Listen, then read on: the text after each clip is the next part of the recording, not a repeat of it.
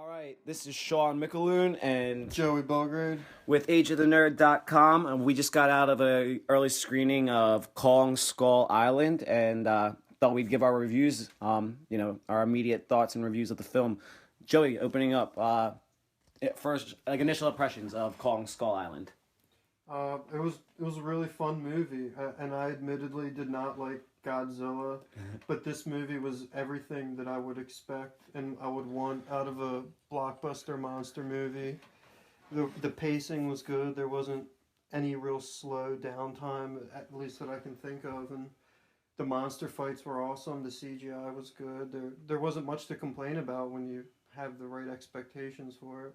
Right expectations are key. Like, if you're going into it like expecting a big monster fight, especially you brought up Godzilla. There were a lot of people that Godzilla was somewhat polarizing, and a lot of people felt like we didn't see enough of the titular character. So the same studio, and they're working on their shared universe, but they responded by going in the opposite direction, making sure we saw we saw Kong in the. I'm going right into spoilers.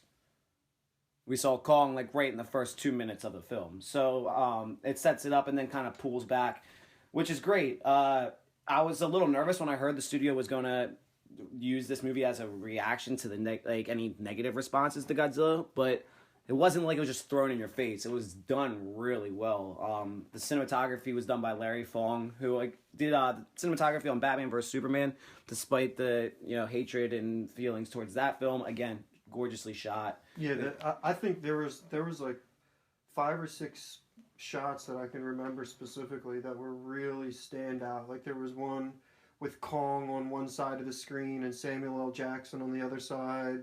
And then there was one where they were contrasted against the mountains. And then there was one where it had all the helicopters contrasted against the giant storm that surrounds the island.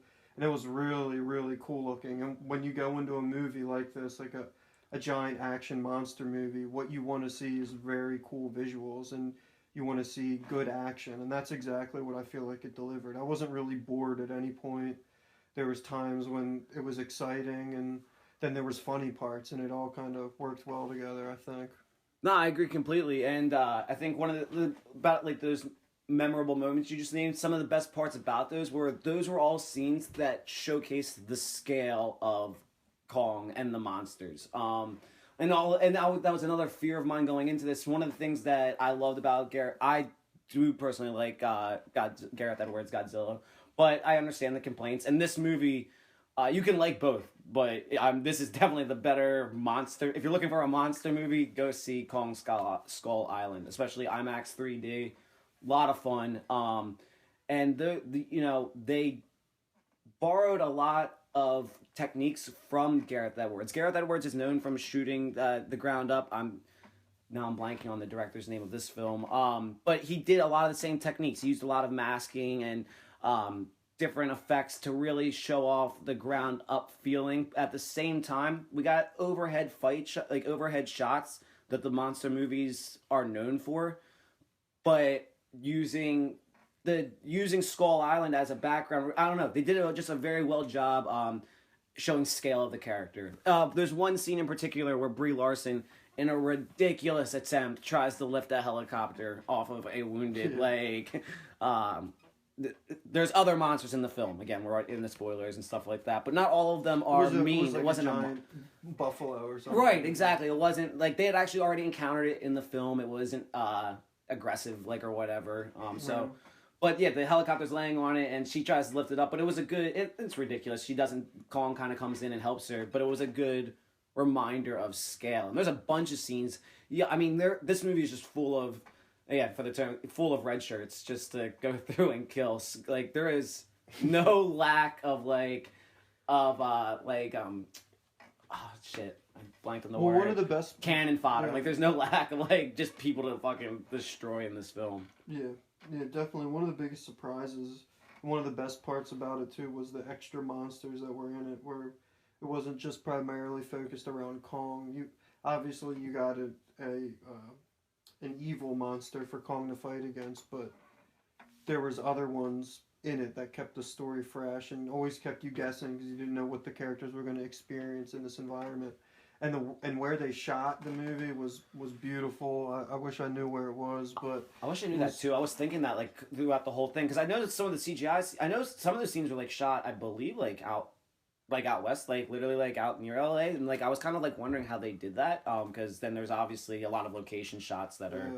Insane. Especially the helicopter shots. That helicopter shot's one. I had me questioning at first, like that whether it was a practical shot or not, because I was like, "Is that like CG?" But it is, and it is just gorgeous to see like these helicopters come in. What's cool about that scene is also they don't hold back. We're not just seeing like 7 helicopters fly in to Skull Island and stuff like that. It's like they are facing a storm that literally looks almost identical to, if you've ever seen Mad Max Fury Road, when they're driving through the lightning storm and it shows the wide shot of what it looks like.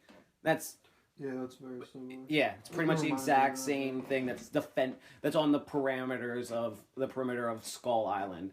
Once they break through, it's sunny and nice weather, but there's like dinosaurs and shit. You hit like a whole different, environment. Another thing that this movie did really well that we were talking about earlier was that in a lot of these movies, there'll be typical kind of cliche scenes where somebody does something and you know what's about to happen and you know what's going to happen next. Well, in this movie, it kind of did the opposite way. There was a scene where a guy was about to have a really heroic moment and he was going to give his life for the rest of the team and take down the monster, but it ended up going a completely opposite way, and it was actually pretty funny. There was a few moments like that. That's such a good scene. I was we like kind of cringing watching him like pull the grenades and thinking he's about to take this monster down, and the monster just fucking whips him with his tail, and it ends up being still an awesome explosion, but it is so useless to like. Exactly, it ended up really meaning nothing, and that's just like a perfect type of comedy to put in these gruesome, like,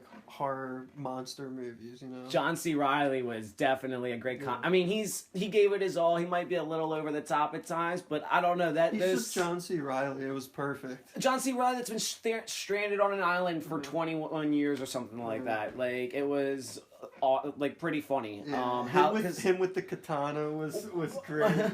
Well, we talked a little bit earlier, too, about how the film starts off awesome, but then kind of goes into your stereotypical assembling a crew montage. And I've seen John C. Reilly all throughout the marketing, but when they get to their crew assemble, we don't see him. We get Hiddleston and Brie Larson and Goodman. They explain to everybody, Samuel L. Jackson, but you're sitting there waiting for John C. Reilly. But he's been in the marketing a lot, and I've heard good things about the character, so I was just sitting waiting, and the way they introduce him is fantastic. It's fun that he's a quote-unquote native at this point to the island. Like, yeah, it was pretty good. I definitely enjoyed his character.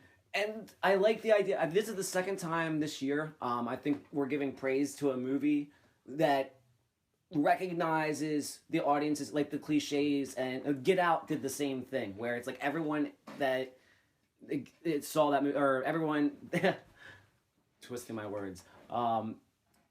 It's just where they take that self-awareness, but they don't go over the top and make fun of it. They just, like... In this one, they kind of do. They just have a lot of fun with, like, being self-aware in their cliche moments. And it's a nice change of pace, because it has that, like, Anaconda... Like we were saying, like, nostalgic feel of an older movie, but, like...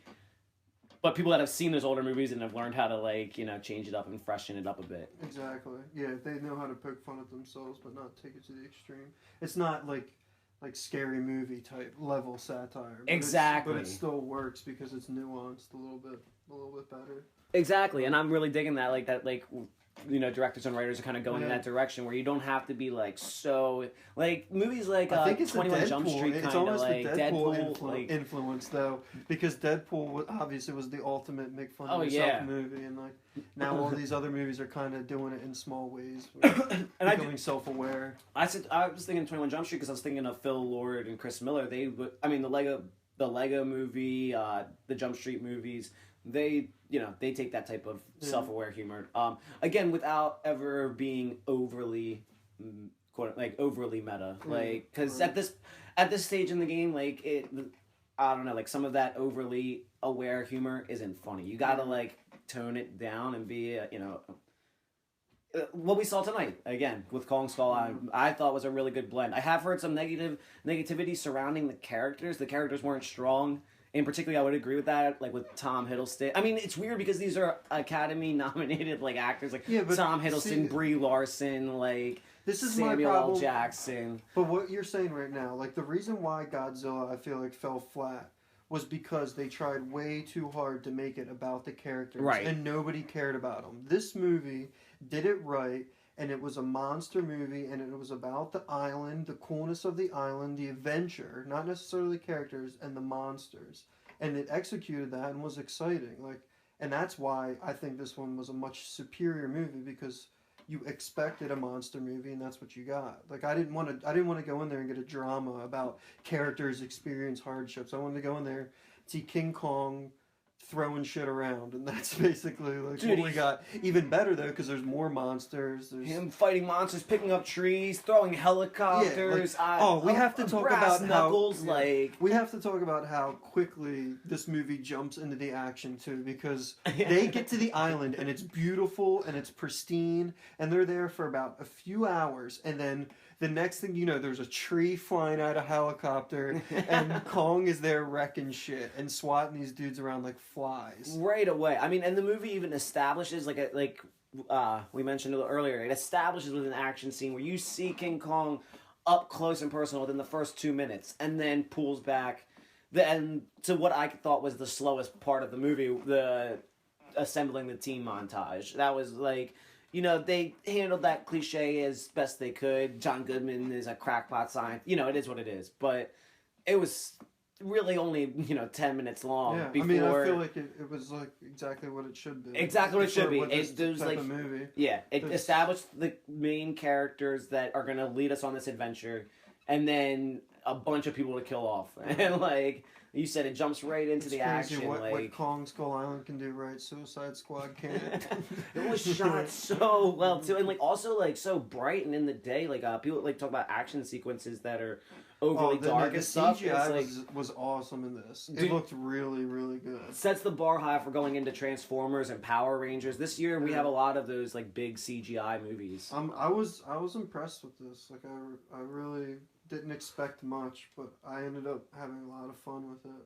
Yeah, it was good. It blew what I was expecting away. Well, and I was talking a lot about the filters and things that they put on the camera, on the lens. It's awesome when they were splashing water. So much of the fight scene, rubble and dirt being thrown at the camera and stuff like that. Yeah. A lot of those shots similar that we saw in not the first Godzilla necessarily, but maybe more Star Wars Rogue One, some of the action scenes on the beach and stuff like that. There was kind of the dirt being kicked at the lenses the same way and everything. Yeah, it was effective. It made you feel like you were there. Yeah, that's that when you were talking about the helicopter scene, that was exactly how I would describe what they were going for, and they nailed it. I felt like I was in the helicopter. I was there. They had the one scene where the helicopter got hit down, and it followed the helicopter all the way down. His palm is on it, you see his palm it's wrap around it. It's a minute-long shot where he's holding, the one soldier's holding in the helicopter, and it follows him all the way to the tree line, and then the light shows, and he's starting to get up, disoriented, figuring out what's going on. Then Kong picks him back up and throws him again. It tracks the whole set of actions, so you really feel like you're there experiencing it. It is intense. There is some brutality too, but they keep it. It's not too gory. They pretty light on the gore, but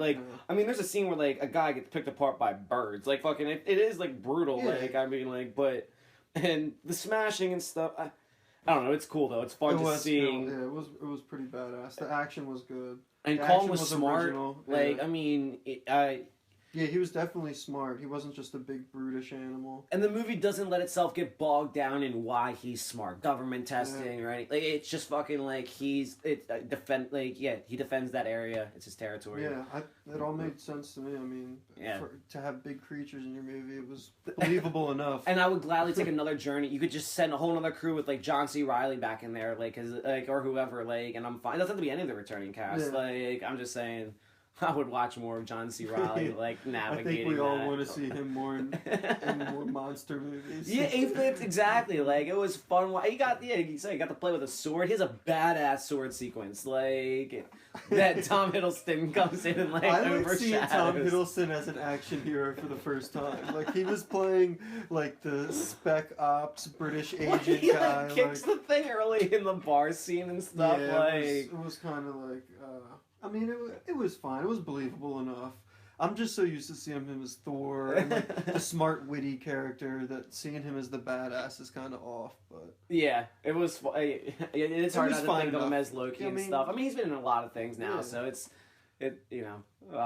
fine. For Brie sure. Larson's hair was perfect in every shot of the movie. Brie Larson comes off so useless a lot of the times with the pictures, but it's an effective way of like making the movie look pretty, like, and like kind of like putting a cool like that's. I mean, the whole period piece of like it being at the end of Vietnam and stuff like that, it worked for me because of like it gives it a visual feel to it, and that more like it felt like it paid homage to like the monster movies of the time. Yeah, like more than it cool, needing to be a period piece. Like it just was like so we can do cool sun, like so we can make the sun look cool, and it'll be again have all these cool homages to the. And it set up the story for characters like Samuel L. Jackson and such. You know, he was crazy. he was crazy. He was crazy. Man.